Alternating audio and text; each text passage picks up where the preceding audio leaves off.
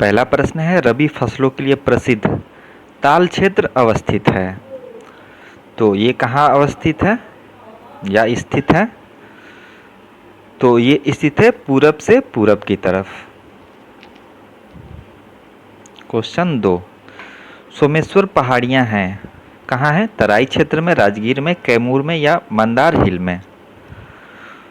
तो सोमेश्वर की पहाड़ियाँ हैं, यह है तराई क्षेत्रों में। और अगर यहाँ पश्चिमी चंपारण दिया होता तो ये इसका राइट आंसर होता, बट ऑप्शन में दिया है तराई क्षेत्र, तो ये इसका सही उत्तर है। क्वेश्चन 3, सरैसा क्षेत्र में शामिल जिले हैं। तो सरैसा क्षेत्र में शामिल जिले कौन से हैं? ऑप्शन सी इस प्रश्न का राइट आंसर है। क्वेश्चन नंबर 4 है, गन्ना उत्पादक जिले हैं। तो बिहार के प्रमुख गन्ना उत्पादक जिले कौन से हैं? चारों ऑप्शन आप लोग देखिए, कौन सा ऑप्शन राइट होगा।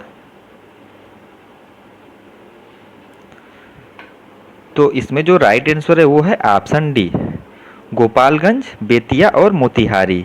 ये जो है बिहार के प्रमुख गन्ना उत्पादक जिले हैं। क्वेश्चन नंबर 5, निम्न में से कब बिहार का विभाजन हुआ था? 1912, 1936, 2000 या ए बी सी तीनों? तो इस प्रश्न का राइट आंसर है ऑप्शन डी, ए बी और सी तीनों।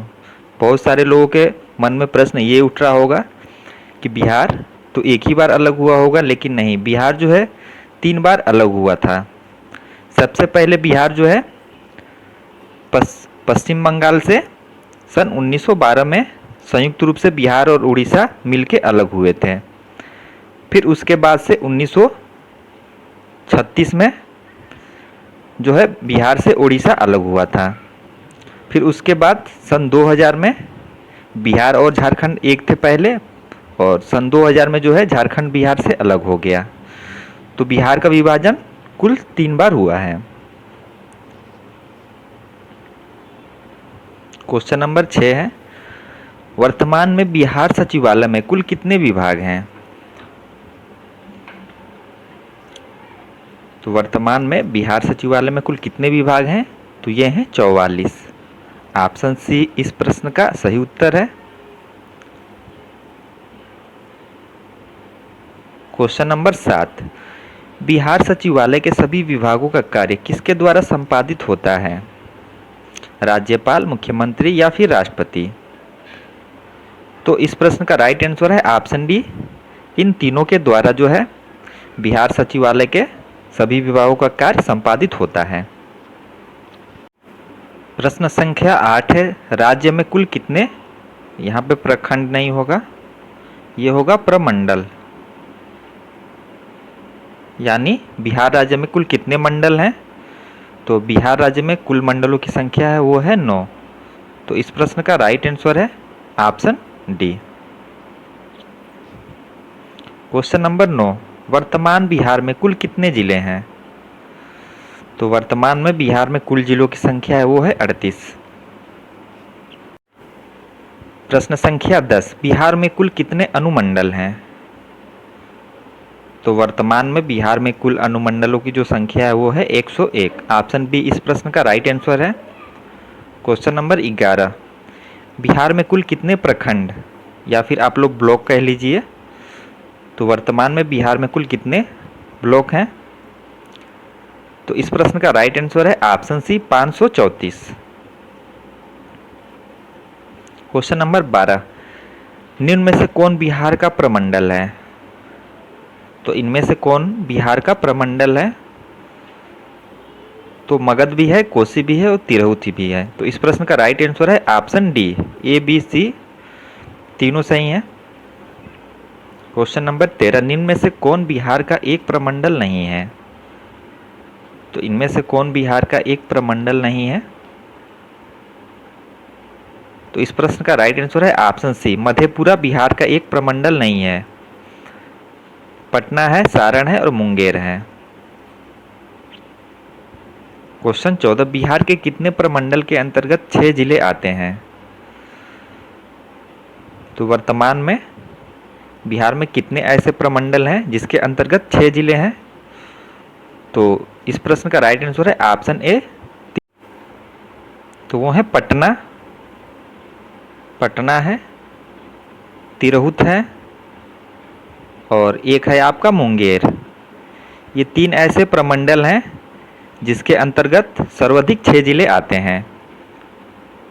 चलते हैं अगले प्रश्न पे। तो 15 नंबर का प्रश्न है, निम्न में से किस प्रमंडल में सबसे कम जिले हैं? तो बिहार का कौन सा ऐसा प्रमंडल है जिसमें जो है जिलों की संख्या वो सबसे कम है?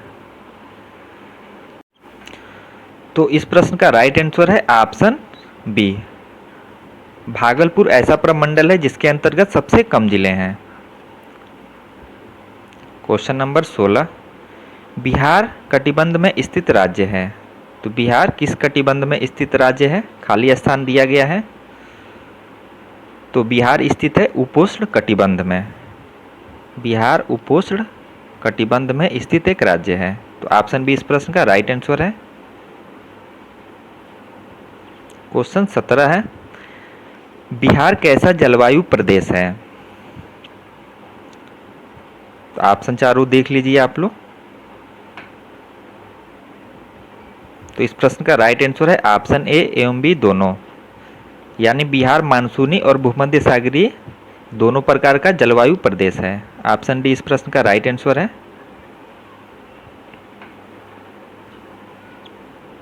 क्वेश्चन नंबर 18, किसी स्थान की जलवायु पर सर्वाधिक प्रभाव किसका पड़ता है? अक्षांश, देशांतर, महासागर या तटरेखा?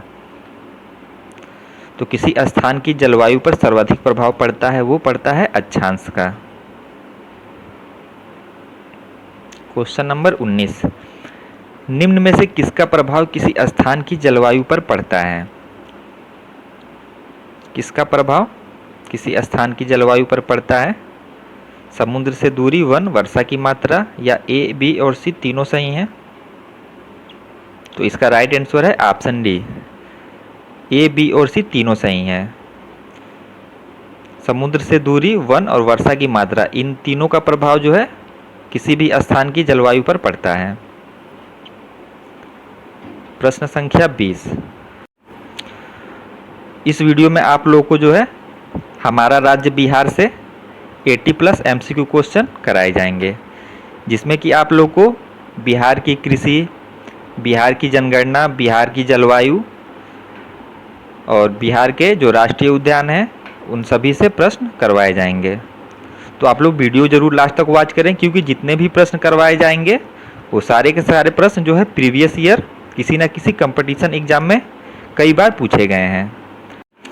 आप लोग की इतनी अच्छी तैयारी करा दी जाएगी कि इसका बेनिफिट आप लोग को डायरेक्ट एग्जाम हॉल में देखने को मिलेगा। अब आइए प्रश्न देखते हैं। तो प्रश्न दिया है, बिहार के पूर्वी भाग अररिया, किशनगंज, पूर्णिया एवं सहरसा में कैसी जलवायु पाई जाती है? तो इसमें कैसी जलवायु पाई जाती है? तो इसमें आर्द्र जलवायु पाई जाती है अररिया, किशनगंज, पूर्णिया एवं सहरसा में। प्रश्न संख्या 21, उत्तरी पश्चिमी बिहार जिसके अंतर्गत आपका आता है गोपालगंज, सिवान एवं सारण में कैसी जलवायु पाई जाती है? तो इसमें आर्द्र शुष्क जलवायु पाई जाती है। प्रश्न संख्या 22, मई, जून एवं अक्टूबर, नवंबर में कहाँ उठने वाली चक्रवातों का प्रभाव बिहार की जलवायु पर पड़ता है? अरब सागर, बंगाल की खाड़ी, दक्षिणी चीन सागर या ए, बी और सी तीनों सही हैं? तो इस प्रश्न का राइट आंसर है ऑप्शन बी, बंगाल की खाड़ी। मई, जून एवं अक्टूबर, नवंबर में बंगाल की खाड़ी से उठने वाला चक्रवात जो है वो बिहार की जलवायु पर प्रभाव डालता है। प्रश्न संख्या 23, जाड़े के दिनों में पछुआ विक्षोभ के कारण चक्रवातीय वर्षा का प्रभाव राज्य पर पड़ता है, यानी बिहार राज्य पर पड़ता है। तो कौन से प्रकार का चक्रवातीय वर्षा का प्रभाव बिहार राज्य पर पड़ता है? तो इस प्रश्न का राइट आंसर है ऑप्शन डी, शीतोष्ण।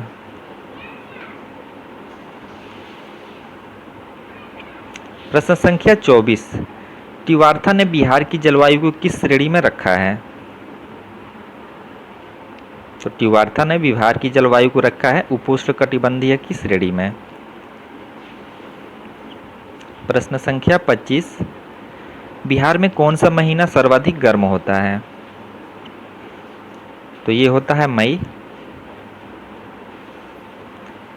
प्रश्न संख्या 26 है, बिहार में चलने वाली गर्म एवं शुष्क वायु को कहा जाता है? तो क्या कहा जाता है? तो आसान क्वेश्चन है, इसे कहा जाता है लू। प्रश्न संख्या 27 है, मई जून में आने वाली चक्रवाती तूफान, ये अलग अलग है, को बिहार में किस नाम से जाना जाता है? तो किस नाम से जाना जाता है? तो नार्वेस्टर के नाम से जानते हैं। प्रश्न संख्या 28, ग्रीष्म ऋतु में बिहार का सबसे गर्म जिला कौन होता है? तो कौन होता है? तो ये है गया। प्रश्न संख्या 29, बिहार के किस जिले में लाल पीली मिट्टी पाई जाती है? तो इस प्रश्न का राइट आंसर है ABMC, लाल पीली मिट्टी जमुई, बांका, नवादा, इन तीनों जिलों में पाई जाती है। तो इस प्रश्न का राइट आंसर है ऑप्शन डी। प्रश्न संख्या 30, बिहार एक कृषि प्रधान राज्य है जहां की प्रतिशत जनसंख्या कृषि पर निर्भर है, यानी कितने प्रतिशत जनसंख्या जो है वो कृषि पर निर्भर है बिहार की? तो इस प्रश्न का राइट आंसर है ऑप्शन डी, 86%। प्रश्न संख्या 31, राज्य के कुल एकल उत्पादन का कितना प्रतिशत हिस्सा कृषि क्षेत्र से प्राप्त होता है? तो इस प्रश्न का राइट आंसर है ऑप्शन ए, 22.9%।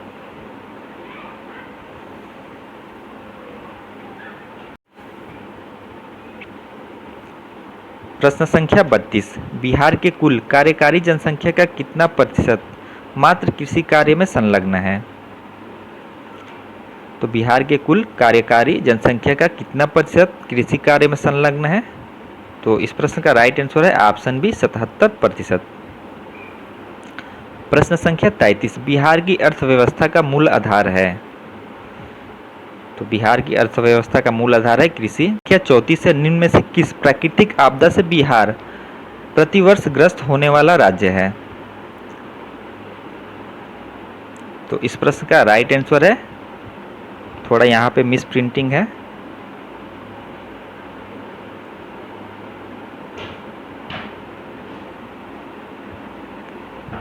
यहाँ पे है बी और सी दोनों।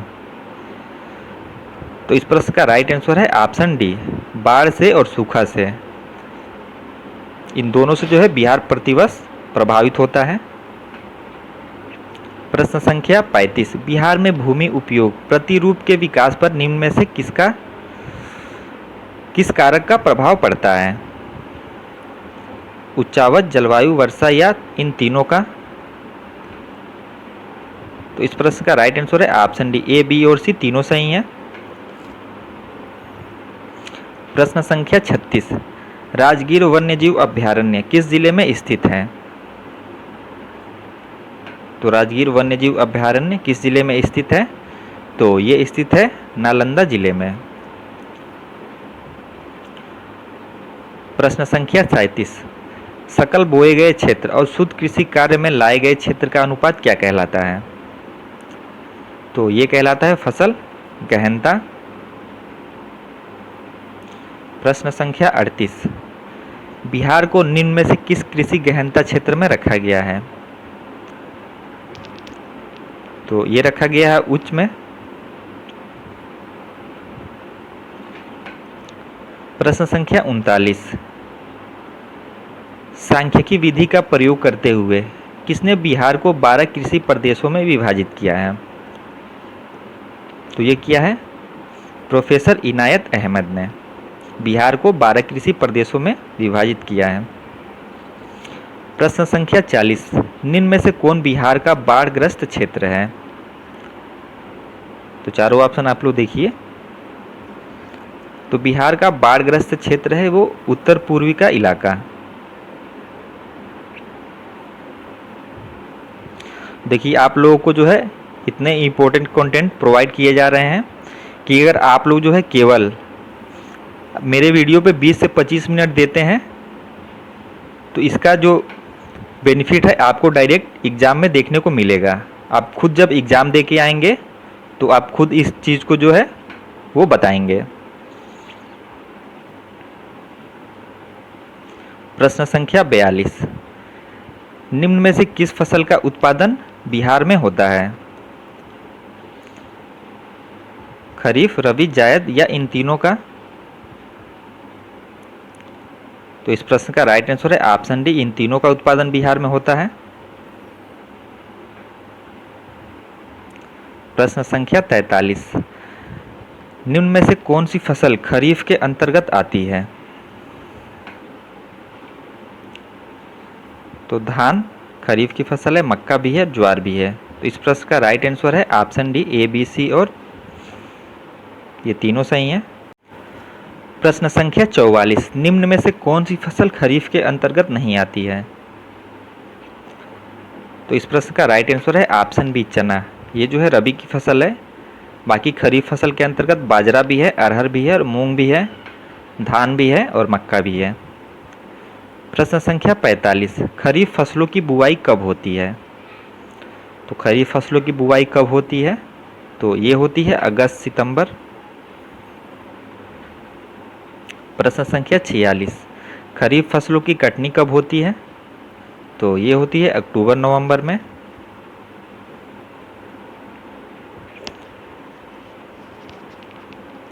और ये जो बुआई और कटनी का ये जो क्वेश्चन है ये ऑप्शन पे डिपेंड करता है। एक साथ अगर आपको दो ऑप्शन दिए हैं जुलाई अगस्त, अगस्त सितंबर, तो फिर क्वेश्चन जो है ये रॉन्ग हो जाएगा। कभी भी आपको जो है इतना डिफरेंस दिया जाएगा कि आप लोग आसानी से पता कर लेंगे।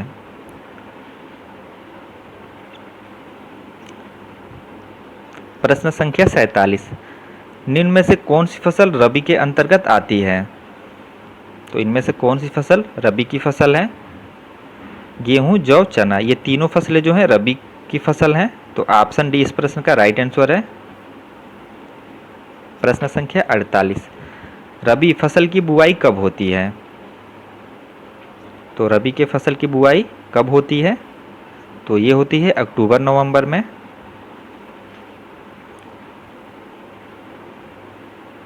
प्रश्न संख्या 49, बिहार राज्य के कुल भौगोलिक क्षेत्र की तुलना में समस्त वन क्षेत्र का प्रतिशत है। तो बिहार राज्य का जितना भौगोलिक क्षेत्र है उसके तुलना में जो समस्त वन क्षेत्र है उसका प्रतिशत कितना है? बहुत ही इंपॉर्टेंट प्रश्न है। तो इस प्रश्न का राइट आंसर है ऑप्शन ए, 7.84%। और ये जो डाटा है ये भारतीय वन सर्वेक्षण 2021 के अनुसार है।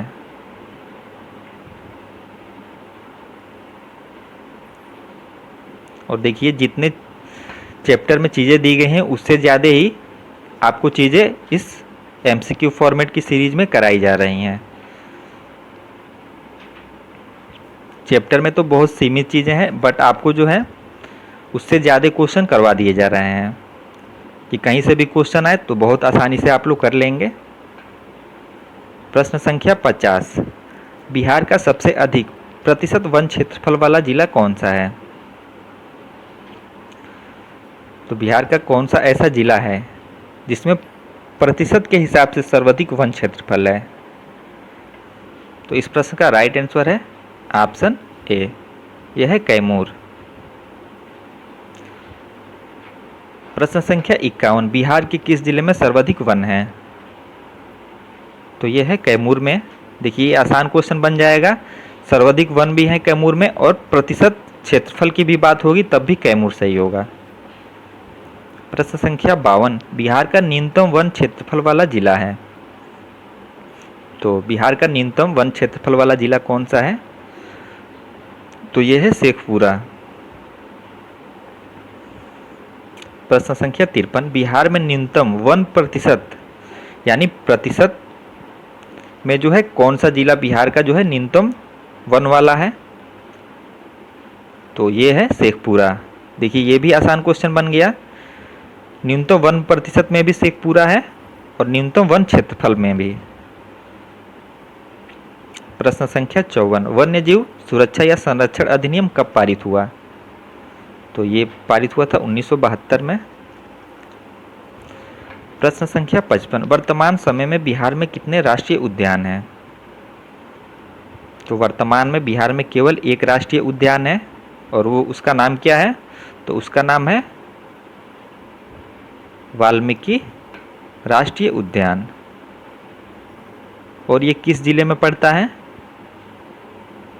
इसका आंसर जो है आप लोग कमेंट बॉक्स में जितने ज़्यादा लोग कमेंट करेंगे ये पता चलेगा कि आप लोग जो है तैयारी अच्छी कर रहे हैं।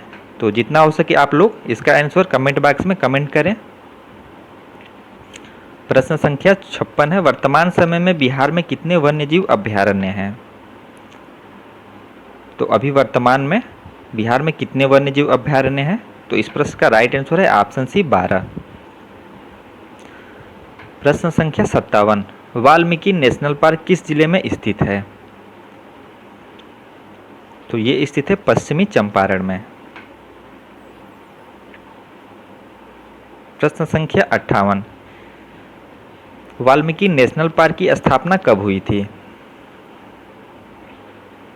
तो ये हुई थी 1989 में। प्रश्न संख्या 59, गौतम बुद्ध वन्य जीव अभयारण्य कहाँ स्थित है? और देखिए कोई भी चीज़ जो है वो एक बार पढ़ने से नहीं याद होता है। आप लोग बार बार जब किसी भी चीज़ का रिवीजन करेंगे तो आपको जो है हर एक क्वेश्चन जो है वो एग्ज़ाम हॉल में जब बैठेंगे तो वो आसानी से याद आ जाएंगे।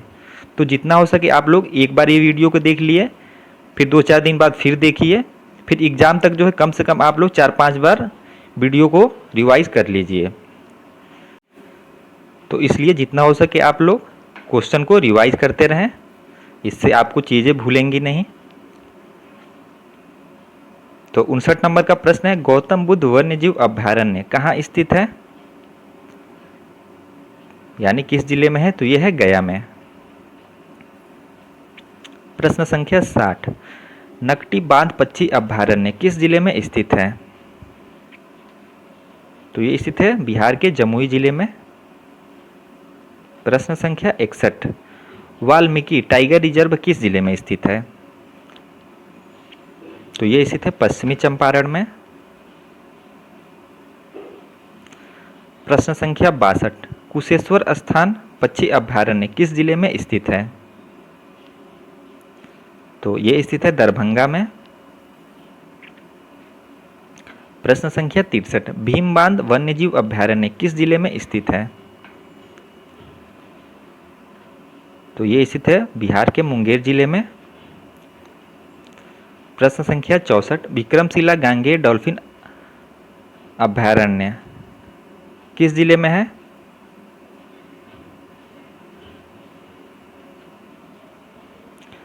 तो इस प्रश्न का राइट आंसर है ऑप्शन ए, यह है भागलपुर के जिले में।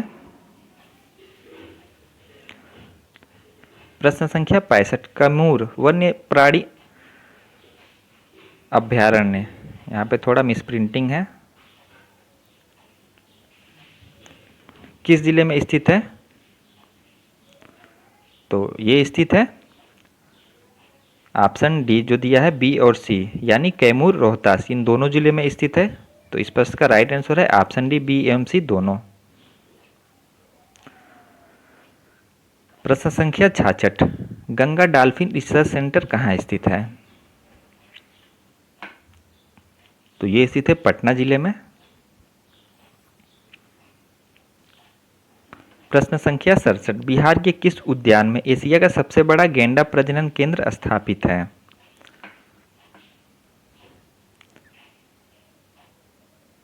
तो ये स्थापित है संजय गांधी जैविक उद्यान में, एशिया का सबसे बड़ा गैंडा प्रजनन केंद्र। प्रश्न संख्या 68 है, 2011 की जनगणना के अनुसार बिहार की कुल जनसंख्या भारत की कुल जनसंख्या का कितना प्रतिशत थी? तो ये थी 8.56%। बिहार की जनसंख्या भारत की जनसंख्या का 8.56% थी। प्रश्न संख्या 69 है, 2011 की जनगणना के अनुसार जनसंख्या के मामले में देश में बिहार का स्थान कौन सा है? तो यह है तीसरा। सबसे पहले आता है उत्तर प्रदेश, फिर आता है आपका महाराष्ट्र, फिर आता है आपका बिहार। प्रश्न संख्या 70, निम्न में से किस राज्य की जनसंख्या बिहार से अधिक है? तो इस प्रश्न का राइट आंसर है ऑप्शन सी, महाराष्ट्र। प्रश्न संख्या 71, जनसंख्या घनत्व के दृष्टिकोण से बिहार का देश में कौन सा स्थान है? तो जनसंख्या घनत्व के मामले में बिहार जो है देश में पहला स्थान रखता है। प्रश्न संख्या 72, बिहार का जनघनत्व कितने व्यक्ति प्रति वर्ग किलोमीटर है? तो बिहार का जनसंख्या घनत्व कितने व्यक्ति प्रति वर्ग किलोमीटर है? तो ये है 1106 व्यक्ति प्रति वर्ग किलोमीटर। देखिए ऐसे ही आप लोगों को जो है बेसिक क्वेश्चन दिए जाएंगे। कोई आप लोगों को बीपीएससी का एग्जाम नहीं देना है। हाँ, ये हो सकता है कि क्वेश्चन पूछने का तरीका दूसरा हो जाए, बट क्वेश्चन तो यही रहेंगे। तो इसलिए आप लोग जो है अभी से अपनी तैयारी करें, क्योंकि जो है आपको कोई भी चीज़ एग्जाम तक कन्फ्यूजन वाली ना रहे।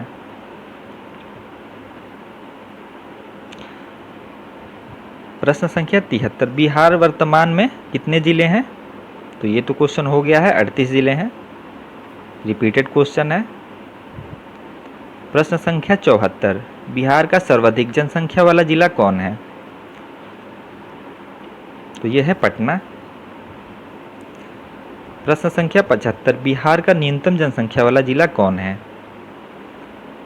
तो यह है शेखपुरा। प्रश्न संख्या 76, राज्य का सर्वाधिक जनघनत्व वाला जिला कौन है? तो सर्वाधिक जनसंख्या घनत्व वाला जिला बिहार में कौन है? तो यह है शिवहर। प्रश्न संख्या 77, शिवहर का जन घनत्व कितने व्यक्ति वर्ग किलोमीटर है? तो ये है 1882 व्यक्ति प्रति वर्ग किलोमीटर। प्रश्न संख्या 78, बिहार का न्यूनतम जनघनत्व वाला जिला कौन है? तो बिहार का न्यूनतम जनघनत्व वाला जिला है कैमूर। प्रश्न संख्या 79, राज्य में सर्वाधिक लिंगानुपात वाला जिला कौन है? तो यह है गोपालगंज।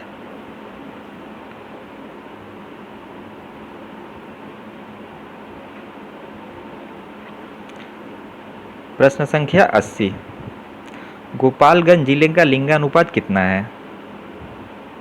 तो यह है 1021। प्रश्न संख्या 81, बिहार राज्य में न्यूनतम लिंगानुपात वाला जिला कौन है? तो यह है मुंगेर। प्रश्न संख्या 82, साक्षरता की दृष्टि से बिहार का सबसे अधिक साक्षरता वाला जिला कौन है? तो बिहार का सर्वाधिक साक्षर जिला है वो है रोहतास। प्रश्न संख्या 83, साक्षरता की दृष्टि से बिहार का सबसे कम साक्षरता वाला जिला कौन है? तो यह है पूर्णिया।